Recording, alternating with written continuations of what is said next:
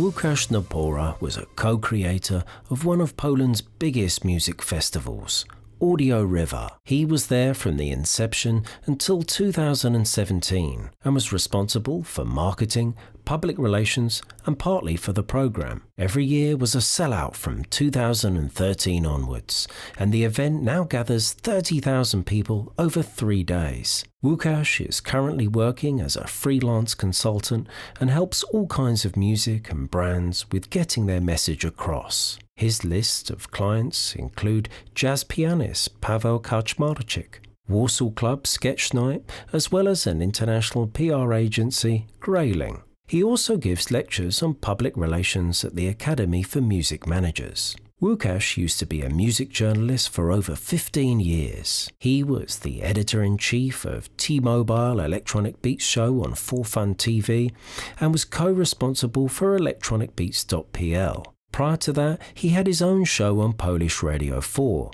worked for 3 different TV stations as a host, and had his own column in a music magazine and co-created soundrevolt.com, a bilingual website dedicated to electronic music.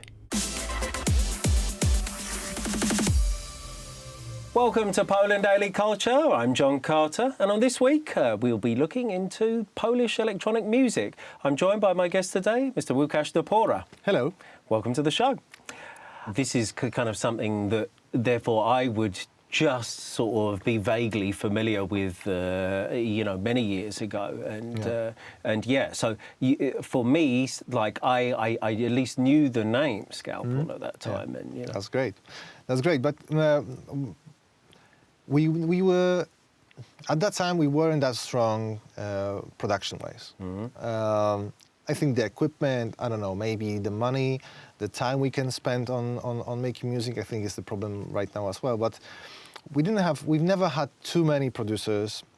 One guy that he wasn't a pioneer, but a guy that also broke for a while was Jacaszek, who released in Ghostly International, which is Matthew Deer's label in the States. But there was like really single events of people popping up here and there.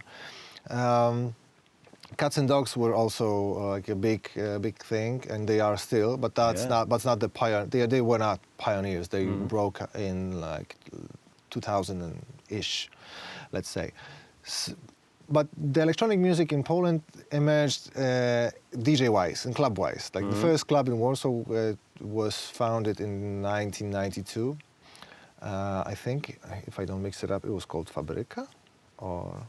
That's funny. I don't know if I'm mixing it. I did a documentary about it, but I don't know if I'm not mixing the.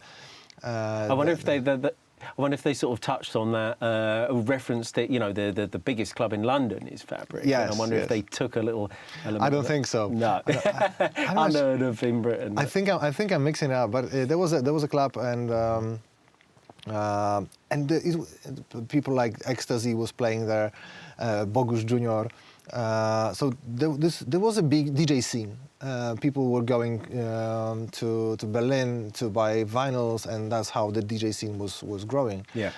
But from this to production was always a very huge leap to break to production.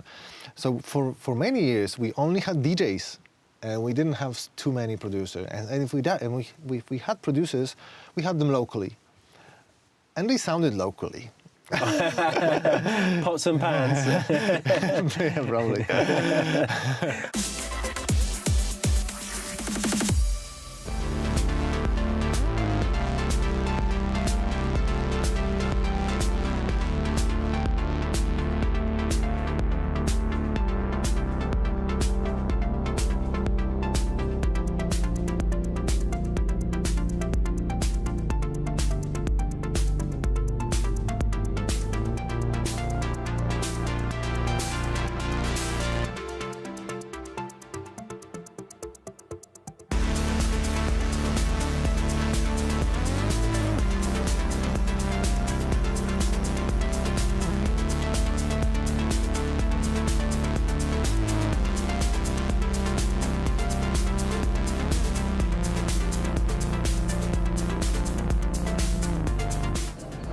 electronic music is a way of connecting people, gathering together just for the feeling.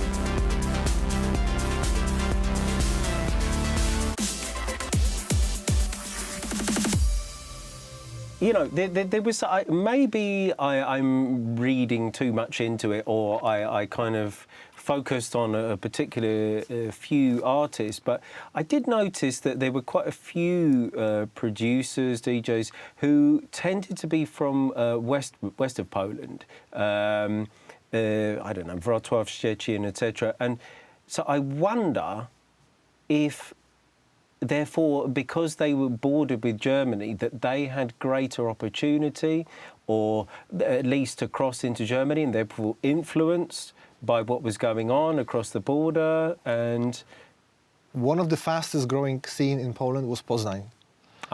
And Poznań is like a 1 hour drive for Berlin. Yeah. So there was a club S-Club, which was, they had all the big names, and they had great DJs. There was also a great connection between Poznań and Warsaw, so all this like was growing together. About those DJs, well, and producers, many of them left Poland. Cats and Dogs, for example. They're from Szczecin, and they have moved to. They already got some recognition, but when they started building the momentum, they went to Berlin, and that's where you need to be there sometimes. Yeah. Also, it's much easier to travel from Berlin. Well, at least it used to be. Right now, maybe Warsaw is better connected than it used to be like 10 years ago. Yeah. But 10 years ago, definitely. But still, at this time, we have VTSS, like a young girl doing techno music. She broke when she went. Her career left off when she moved to Berlin. Błażej Malinowski recently played in Berghain, which is the most important club in the world. He moved to Berlin to get a booking in Berghain. So there are also two girls right now, very talented. Vonda 7. She moved I think, to the UK and then to Amsterdam, and she did a very famous course at a very famous school for electronic music producers, which you don't have in Poland. Well, you have, but it's a completely different level. And then she started to go to parties and to after parties, and she met some well-known DJ and another well-known DJs.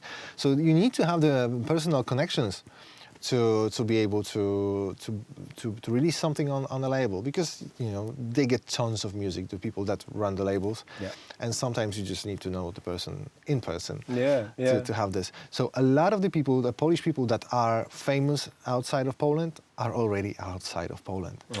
Another name, Magda.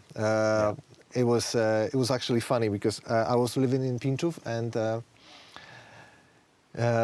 my mother was a director at Dom Kultury, and which is like a house of culture, let's say, a local culture place.